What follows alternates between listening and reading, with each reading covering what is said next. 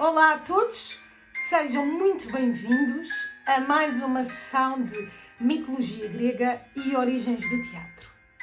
Nas sessões passadas foi-vos apresentado o Olimpo grego, as origens do teatro como tendo por base o culto ao deus Dionísios ou Diónisos. Também vos apresentei, entretanto, a origem da tragédia, a definição da mesma, alguns exemplos de textos trágicos e hoje esta sessão vai ser dedicada às origens da comédia. E apesar de pouco se saber, Aristóteles define a comédia como distinguindo-se da tragédia. Enquanto a tragédia focava-se em caracteres ou caráteres, por assim dizer, elevados, a comédia não. A comédia focava-se nos aspectos inferiores do homem. E focava-se nos aspectos inferiores através do efeito do ridículo. E esse ridículo centrava-se na deformação. No exagero.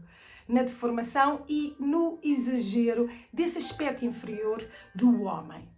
Mas esta origem da dramatização do ridículo, que surge com a comédia, também já estava presente em Homero. Portanto, Homero, e nós trabalhamos Homero quando trabalhámos a Odisseia, foi também aquele que iniciou esta dramatização do ridículo e concebeu assim, digamos, uma primeira estrutura da comédia, não fazendo sátira, mas dramatizando, como vos disse, o ridículo.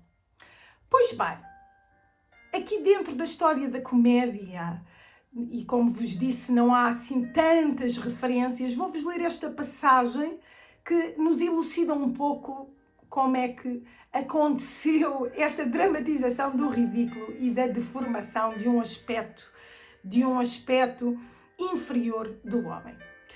A história da comédia escapa-nos por esta não ter recebido, no princípio, muita atenção.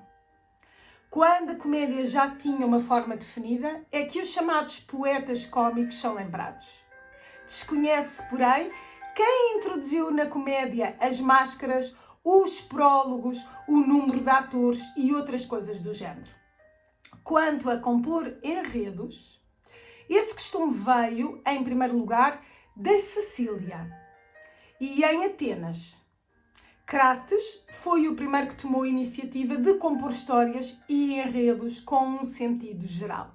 Portanto, vemos aqui que, relativamente à história das origens da comédia, não temos tanta informação quanto gostaríamos de ter. Mas temos as componentes, as características da comédia. E é disso agora que vos irei falar. É formada por dois elementos díspares. Um deles chama-se comos. Não é cosmos, é comos. E corresponde, digamos, à primeira parte, que consiste numa luta, consiste num debate. E esta primeira parte comporta uma ação, um prólogo, com a luta e o debate. E nela o coro desempenha o papel de um verdadeiro ator, que debate esta ação, esta luta, acontece com o protagonista. Portanto, temos aqui um debate entre coro e protagonista. E Aristóteles diz-nos aqui, então, que a comédia primitiva era improvisada e provinha dos cantos fálicos. Estes cantos fálicos, portanto, é culto ao falo enquanto elemento fecundador, portanto, e lá está também todo o ciclo agrário associado. Este canto fálico acompanhavam as chamadas falafórias. As falafórias eram procissões em que, lá está, escoltava-se um falo gigante, que era o símbolo da fecundidade e da fertilização da terra. E então estamos aqui a falar de um comos, este primeiro debate, luta, não é? Em que temos o coro e o protagonista ali a debaterem-se, era chamado de comos religioso. Era o comos religioso.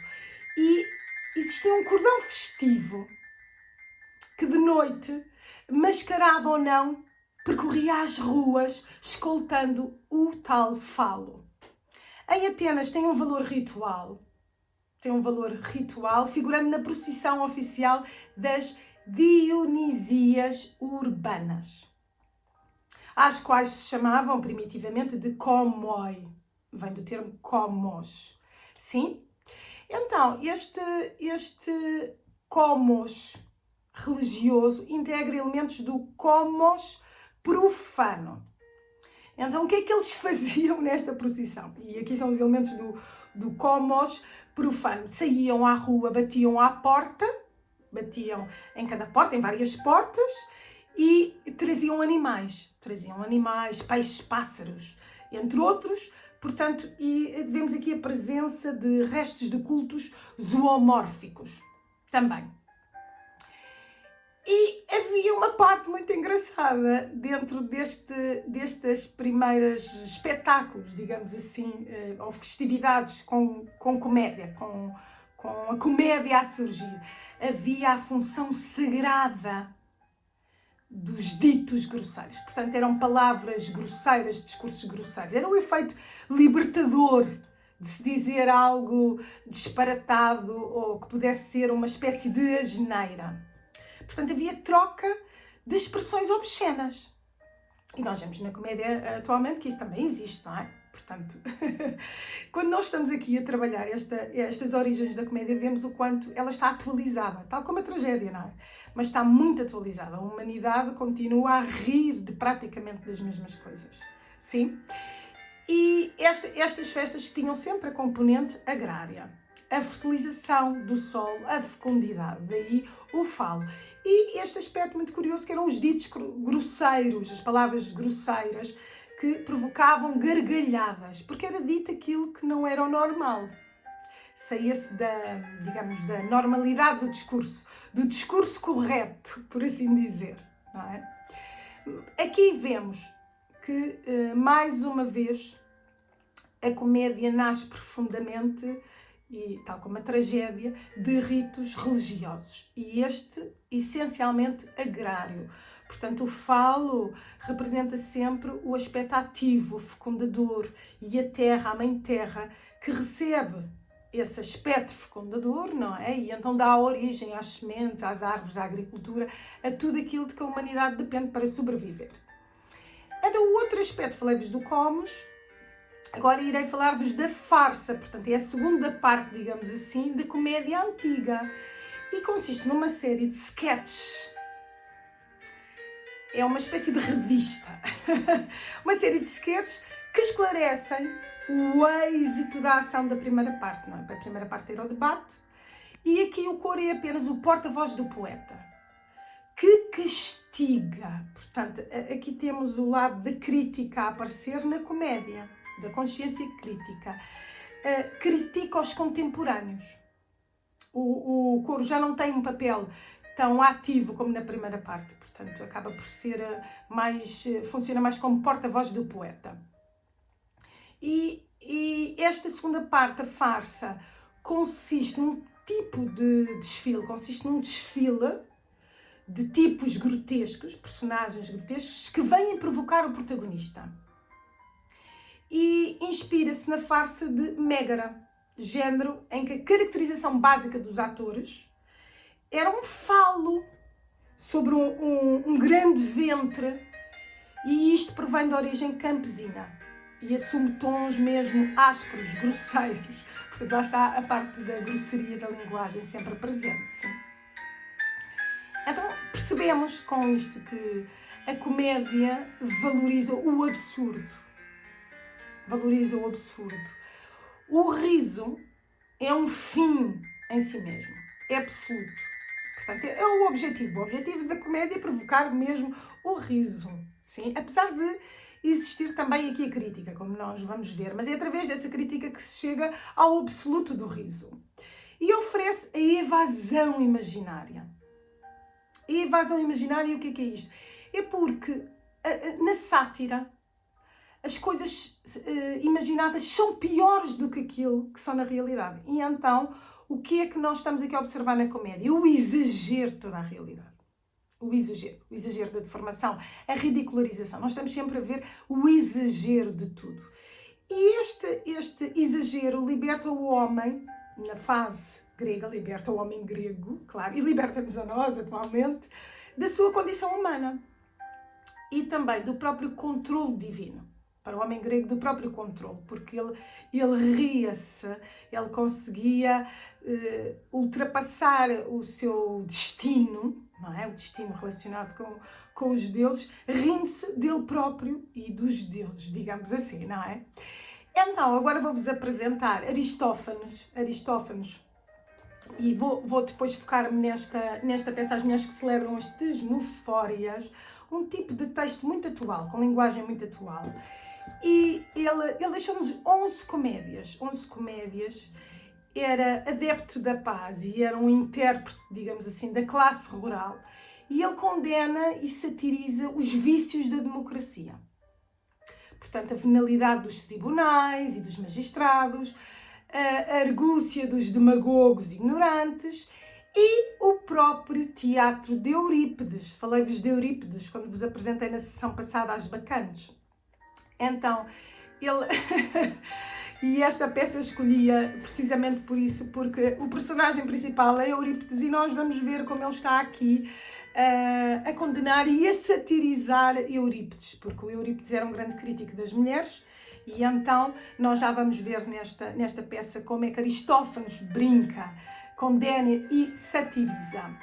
Ele tem outras peças, as rãs, como vos disse, os arcanianos, os cavaleiros, as nuvens, as vespas, a paz, as aves, Lisístrata, as temosfórias, a Assembleia das Mulheres, Plutão. Portanto, temos aqui várias referências já de textos, de obras que chegaram até nós, chegaram até aos nossos dias.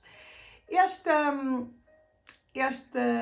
peça, as mulheres que celebram as tesmofórias, aqui sobressaem duas críticas à tragédia de Eurípides. Para já porque o Eurípides, como vos falei, ele gostava de criar personagens femininas e muitas vezes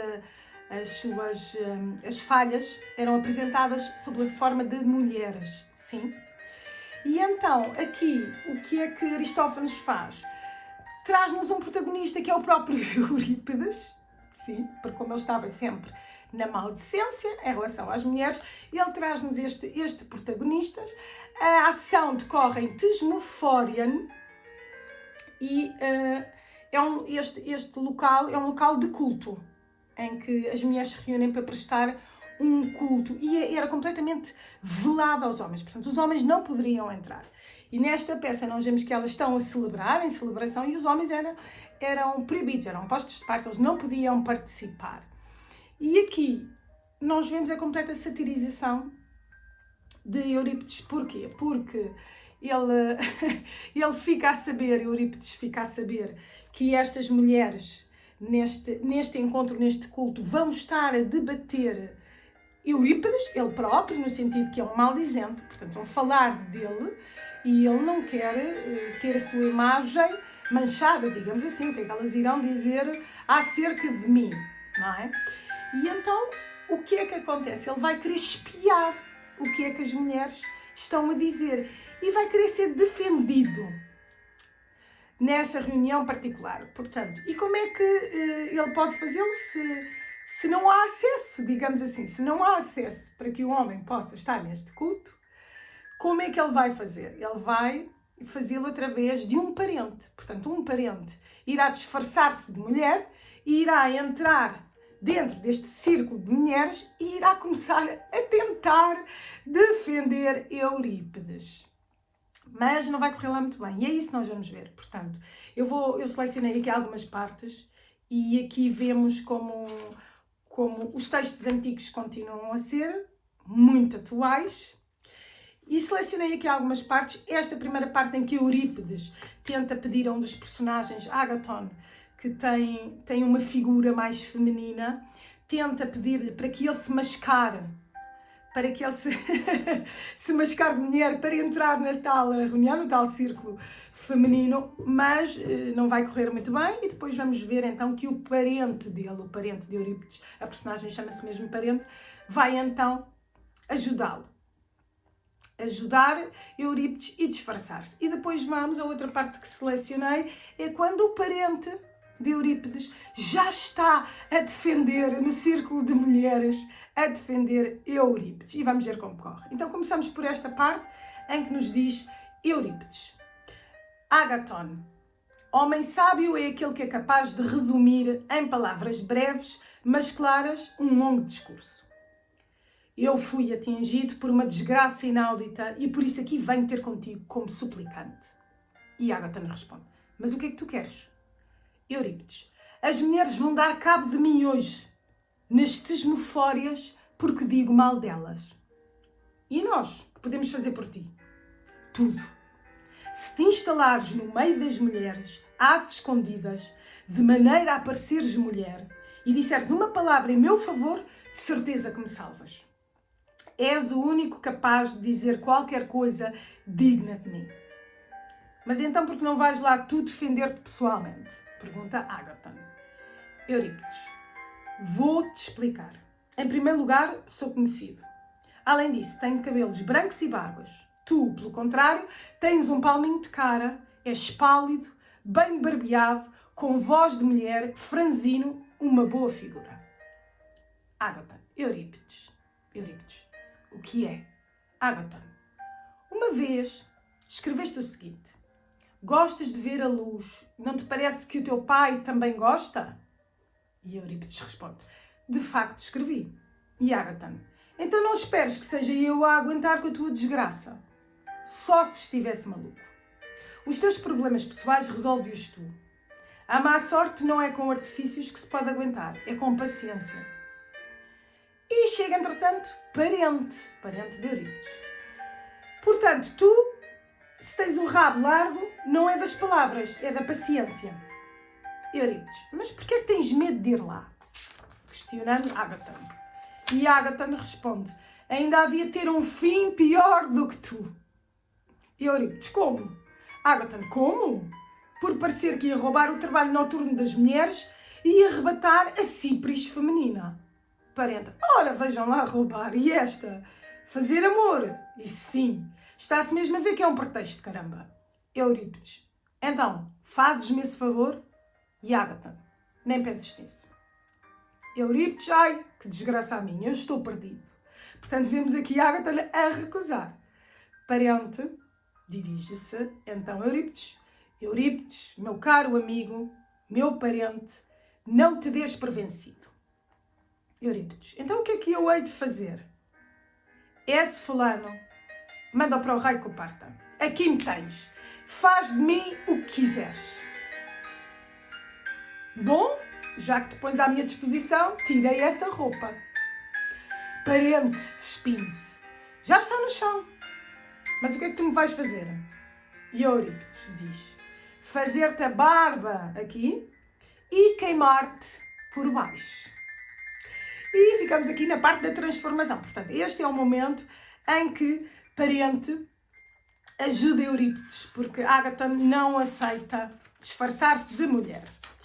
E agora vou passar para esta parte em que da obra, as mulheres que celebram estas memórias, vou passar para esta parte em que já está o parente a falar, a dirigir-se ao coro das mulheres. E na tentativa de defender Eurípides, vamos lá ver como é que estas mulheres vão reagir, sim. E diz-nos o parente, mulheres, que vocês, depois destas barbaridades que ouvimos, estejam irritadas de sobra contra Eurípides, a ferver até, não é de admirar. Pela minha parte, pela felicidade dos meus filhos, detesto esse tipo. Só se me passasse alguma pela cabeça. No entanto, temos de trocar impressões umas com as outras. Estamos sós. Nenhuma palavra sai daqui. Como é que vamos acusar o sujeito e ficar irritadas lá porque disse 2 ou 3 das nossas patifarias, quando ele bem sabe que as fazemos aos milhares? Eu própria, em primeiro lugar, para não falar de mais nenhuma, bem conheço as minhas tentadas, que são muitas. Há uma então que é a pior de todas. Estava eu casada há 3 dias e o meu marido dormia ao meu lado. Mas eu tinha um amante que me tinha desflorado aos 7 anos. Com o desejo, veio-se pôr à minha porta e começou a esgadanhar. Dei logo por ela. Saltei da cama pé ante pé e o meu marido perguntou: onde vais? Onde vou? Estou com uma dor de barriga, homem, sinto mal, eu tenho de ir à retrete. Vai lá, vai lá. E pôs-se logo a esmagar uns grãos de zimbro, endro e salva. Eu deitei água nos farrolhos e fui ter com o meu amante. Plantei-me à beira do altar do Agieu e curvei-me, encostada ao loureiro. E isso, vejam bem, nunca o disse Eurípides. Nem que nos entregamos a escravos e almocreves quando não temos outra coisa. Lá isso também não diz. Nem que quando andamos a noite inteira na grande pândega com um qualquer, de manhã nos pomos a mastigar alho para o marido quando voltar da sentinela não desconfiar pelo cheiro que tínhamos feito algo de mal. Isto, vejam bem, também ele não disse. Se insulta Fedra, o que é que isso nos importa? Também ainda não contou aquela outra história da mulher que se pôs a mostrar ao marido a capa para ele ver à luz do dia e, entretanto, fez escapar o amante, embuçado. Essa também ele, Eurípides, não contou. E outra mulher, conheço eu, que durante 10 dias andou a dizer que estava com dores de parto até comprar um miúdo. O marido dava voltas a ver se encontrava qualquer coisa para acelerar o parto. Uma velha lá o trouxe, o miúdo, numa panela com uma rolha de cera para não gritar. A um sinal da velha que o trazia, a mulher pôs-se a berrar. Sai daqui, homem, sai daqui, depressa, parece que vou dar à luz. É que o miúdo tinha dado um pontapé no bojo da panela. Ele sai a correr todo contente e ela vai tirar a rolha de cera da boca do miúdo, começou a gritar. Logo o estafermo da velha que tinha trazido a criança corre para o marido toda sorridente e diz-lhe: é um leão. É um leão que te nasceu e é o teu retrato chapado. Além de tudo mais, até a pilinha é parecida com a tua, redonda como uma pinha. Não fazemos nós estas patifarias? Sim, com os diabos, se fazemos. E depois viramos-nos contra Eurípides quando não estamos a levar mais do que merecemos. E, portanto, este, como podem ver, foi o discurso que o parente fez no Círculo de Mulheres. Portanto, ele diz que Eurípides até acaba por ser muito meigo nas críticas que faz às mulheres, porque elas até se comportam muito pior. E dá vários exemplos. E agora vamos ver a reação das mulheres a este discurso, sim. O coro começa logo por dizer: isto é de pasmar. Onde é que se foi desencantar semelhante coisa? Em que terra terá nascido uma atrevida assim? Dizer coisas destas, a safada, em público, referindo-se ao parente de Eurípides que está disfarçada de mulher. É o cúmulo do descaramento. Nunca pensei que se atravessa tal na nossa frente, mas tudo pode acontecer. Já estou como aquele provérbio antigo: debaixo de cada pedra é preciso espreitar para não se ser mordido por um orador. Pior do que as mulheres descaradas por natureza, não há nada, mesmo nada, a não ser a própria mulher. E esta é a intervenção do coro. E vamos ver agora a primeira mulher. O que é que ela diz? Não. Vocês não estão bem a ver as coisas, mulheres. Ou foi bruxedo, ou vos aconteceu outra desgraça qualquer. Deixar esta peste insultar-nos assim, a todas nós. Se há algum de vocês, se não há, vamos nós mesmas e as nossas escravas arranjar em qualquer lado umas cinzas para lhe tirarmos os pelos das vergonhas, para ela aprender, já que é mulher, a não dizer mal das mulheres daqui em diante. Portanto, a primeira mulher manifesta logo a rejeição ao discurso do parente de Eurípides. E diz o parente para se defender: isso não. As vergonhas não, mulheres. Se há liberdade de expressão, se todas nós, cidadãs aqui presentes, podemos falar, pois então eu disse o que me pareceu justo acerca de Eurípides. E por isso mereço que vocês me arranquem os pelos de castigo? Primeira mulher: não mereces um castigo? Tu, a única que se atreveu a defender um homem que tanto mal nos fez, que se pôs de propósito à procura de argumentos em que aparecia uma mulher perversa e a criar melanipas e fedras? Mas Penélope nunca ele fez nenhuma, só porque parecia ser uma mulher sensata. E responde parente: eu sei a razão disso. É que hoje em dia Penélope não se pode apontar a uma única entre as mulheres, mas fedras são todas sem exceção. E diz a primeira mulher: vocês estão a ouvir, mulheres? O que esta safada disse de todas nós outra vez? E o parente: sim, com raio, e ainda não disse tudo o que sei. Querem que eu diga mais? A primeira mulher diz: já não tens mais nada para dizer. O que sabias, já deitaste tudo cá para fora. Parente: não, nem a milésima parte do que fazemos. Por exemplo, eu não disse que pegamos num raspador e sugamos o vinho. Interrompe a primeira mulher: má morte te leve. E o parente acrescenta: nem que as carnes das apatúrias as damos às alcoviteiras e depois dizemos que a doninha... Interrompe novamente a primeira mulher: pobre de mim, que disparate. E o parente: nem que uma ou outra matou o marido à machadada, isso também não disse. Nem que outra enlouqueceu o marido com mesinhas, nem que uma vez debaixo da banheira. E a primeira mulher: raios te partam. Porque ele não para, não é? Ele não para de dizer coisas más em relação às mulheres. Pode-se aturar uma coisa destas? E responde o parente: nem que tu, quando a tua escrava teve um filho, um rapaz, te apropriaste dele e lhe deste em troca a tua filha. E aqui a primeira mulher torna-se mesmo ameaçadora ao ouvir isto. Pelas duas deusas, has de pagar-me o que estás para aí a dizer. Eu vou-te arrancar essas crinas. Dirigindo-se para o parente não, nem penses, não me hades de pôr a mão em cima. E a primeira mulher começa a bater no parente: ora, toma. E o parente: toma. E a primeira mulher: segura-me aí na capa, filista. Filista, outra mulher. E o parente amedrontado diz: experimenta só tocar-me. E palavra-se eu. E a primeira mulher: o que é que fazes? Parente: este bolo de sésamo que enfiaste na goela, faço-te deitar cá para fora. O coro interrompe: deixem-se de insultos.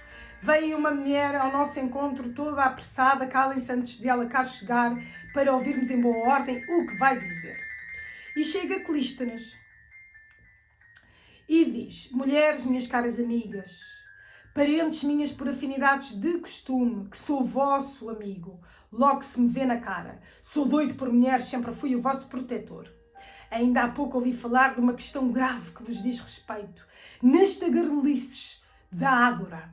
E cá venho eu para vos trazer a notícia e prevenir-vos de que estejam atentas e vigilantes, para não serem apanhadas de surpresa num caso terrível de monta. E o coro diz: o que é, rapaz? É melhor chamar-te rapaz, já que tens a cara assim rapada. Portanto, vemos aqui que é um rapaz. Clístenes diz que Eurípides mandou cá um parente dele, um homem de idade, hoje. E é aqui. Portanto, este personagem traz-nos a novidade. Elas achavam que era uma mulher a dizer mal de uma mulher, não é? E depois dizem que há um homem ali disfarçado. E é aqui que elas vão começar a investigar quem será esse homem, quem será esse homem disfarçado de mulher. Coro: para fazer o quê? Com que intenção? E responde: para espiar nos vossos discursos as vossas decisões e deliberações. E como é que ele, um homem, conseguiu passar despercebido no meio das mulheres? Foi Eurípides que o chamuscou e depilou, e quanto ao resto, vestiu de mulher. E diz o parente: vocês não acreditam no que ele diz. Haverá assim um homem tão estúpido que se deixe depilar? Eu cá por mim, acho que não, pelas duas deusas muito veneráveis. E diz Clístenes: és parva? Não era eu que cá vinha trazer a notícia, se não a tivesse ouvido, quem sabe muito bem o que está a dizer. E o coro: é grave o assunto que ele nos comunica. Mulheres, o que é preciso é não ficar de braços cruzados, mas espiar esse indivíduo e investigar onde ele se escondeu para continuar disfarçado no meio de nós. E tu, ajuda-nos a procurá-lo para mereceres duplamente os nossos agradecimentos, tu, o nosso protetor. Clístenes dirige-se então à primeira mulher: bem, vejamos, tu primeiro, quem és tu? E o parente, entretanto, olhando em volta, assustado, a tentar disfarçar: para onde é que se pode escapar? Diz ele. Clístenes diz: vocês têm de ser revistadas. E o parente: ai, que desgraça a minha. Primeira mulher, estavas a perguntar quem é que eu sou? Eu sou a mulher de Cleónimo. Clístenes pergunta às restantes, vocês conhecem esta mulher? E o coro, conhecemos, sem dúvida. Inspeciona as outras. Clístenes dirige-se a outra, e quem é esta com uma criança ao colo? E diz a primeira mulher, é a minha ama, caramba. O parente tenta afastar-se, ai, estou perdido, diz ele. Clístenes, e tu aí, onde é que vais? Espera lá, o que é que tu tens? E aqui dirige-se a parente de Eurípides. E o parente começa a afastar-se, seguido de Clístenes, deixa-me fazer xixi. Deixa-me fazer xixi, atrevido. E Clístenes, bem, vai lá fazer, fica aqui à espera. O coro, espera de olho bem aberto. É esta a única, meu amigo, que nós não conhecemos. E o Clístenes diz-lhe, muito tempo demoras tu a fazer xixi. E o parente diz lá, isso é, meu caro amigo, estou com retenção de urinas. É que ontem pus-me a comer agriões. Que história é essa de agriões? E se tu viesses aqui para a minha beira? Diz Clístenes. E o parente, porquê é que me empurras? Não vês que eu estou doente? Clístenes, diz-me lá, quem é o teu marido? E o parente responde, é o meu marido. Que queres saber? O meu marido é o meu marido. É um fulano, tu conheces-lo, um da freguesia de Cotócides. Clístenes, um fulano? Qual? E o parente, é um fulano. Que uma vez com outro fulano, filho de outro fulano, e o Clístenes, cheira-me a disparate. Já cá tinhas vindo alguma vez antes? E o parente, ora essa, todos os anos. Clístenes, e quem é a tua companheira de tenda? E o parente responde, é uma fulana que está comigo. Ai, que desgraça a minha. Portanto, ele de repente não sabe o que é que há de responder. E o Clístenes diz, não dizes nada de jeito. Primeira mulher que se dirige a Clístenes. Sai daí. Quem vai fazer um interrogatório em forma sobre as cerimónias do ano passado sou eu. E tu sai da minha beira para não me ouvires, visto que és homem. Tu, agora dirigindo-se ao parente, diz-me lá, qual foi o primeiro ritual que nos mostraram? E o parente. Ora, deixa cá ver então, qual era o primeiro? Bebemos. E o segundo? Fizemos brindes. Ouviste isso a alguém? E o terceiro? A Chenila pediu uma escudela, é que não havia. Ai, primeira mulher, não dizes nada de jeito. Anda cá, Clístenes. É este o homem que tu dizes. E o parente, completamente aflito, porque foi finalmente apanhado. O que é que eu hei de fazer? E a primeira mulher diz, despe-o. Não diz uma com pés e cabeça. E o parente diz, então vocês vão despir assim uma mãe de 9 filhos. E Clístenes, desaperta esse corpete, depressa, descarado. A primeira mulher vê o parente despir e diz, que mulher forte, que atleta, caramba. Olha, mas não tem maminhas como nós. E o parente responde, é que sou estéril, eu nunca estive grávida. Primeira mulher, agora, então, ainda há pouco disseste que eras uma mãe de 9 filhos. Clístenes, põe-te direito. Onde é que metes o teu membro? Aí em baixo. E a primeira mulher diz, olha ali a espreitar. Ai, que linda cor que ele tem, coitadinho. E Clístenes pergunta, onde é que está? E a primeira mulher diz, escapou-se outra vez para a frente. Não, está deste lado. Cá está ele outra vez. É um isto-me que aí tens, homem. Andas com o teu membro para cima e para baixo mais vezes do que os coríntios. Primeira mulher. Eu estou fermo. Era então por isso que ele defendia Eurípides e nos insultava. E eu, parente, que desgraça a minha. Em que sarilhos é que eu me vim meter? E, portanto, eu vou pausar agora a leitura por aqui e vocês já estão a perceber a comédia aqui de Aristófanes, portanto, um homem disfarçado de mulher e toda a crítica à volta de Eurípides. Finalizo então assim esta leitura, mas vocês poderão, claro, dedicar mais atenção, lendo a obra completa, e na próxima sessão irei apresentar-vos o guarda-roupa. Irei apresentar-vos também o público das festividades e as festividades e os próprios teatros. Os teatros. Portanto, a próxima sessão de Mitologia Grega e Origens do Teatro, irei apresentar-vos todos estes aspectos para encerrar, digamos, aqui estas 4 sessões. Para a semana encontramos-nos com um tema novo. Já fizemos o último episódio de Mulheres Heroínas e para a semana o tema será dedicado à bondade. Encontramos-nos então. Obrigada por continuarem a assistir. Beijinhos e tudo de bom.